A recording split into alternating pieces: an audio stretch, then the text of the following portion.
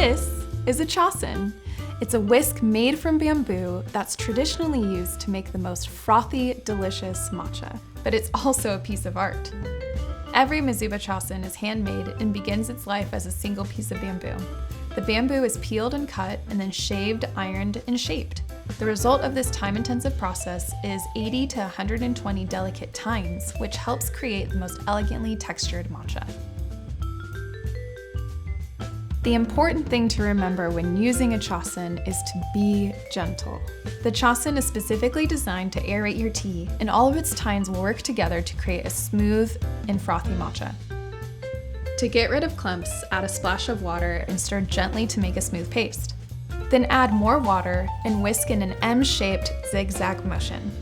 Think speed, not force. You should barely feel the bottom of the chawan, and you want to aim for rapid movement. Care for your Chasen, and your Chasen will care for you. Here are a few simple tips. In everyday use, do not wash your Chasen with soap. Simply run it under hot water and remove all visible signs of matcha. If you need a deeper clean, place the whisk in boiling water and let sit for 5 minutes. After cleaning, let your Chasen air dry, and when you're not using it, don't store it in its container. We store our whisks standing upright in a mild environment. If you are using a natural bamboo Chasen, it will wear out eventually. The small crack in the handle is alright, but when you see the top of the tines worn down, dulled, or breaking off, it's time to replace your whisk.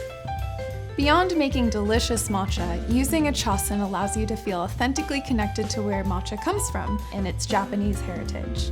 We sell a variety of high-quality Chasen on MizubaTea.com, and we'd love to hear from you.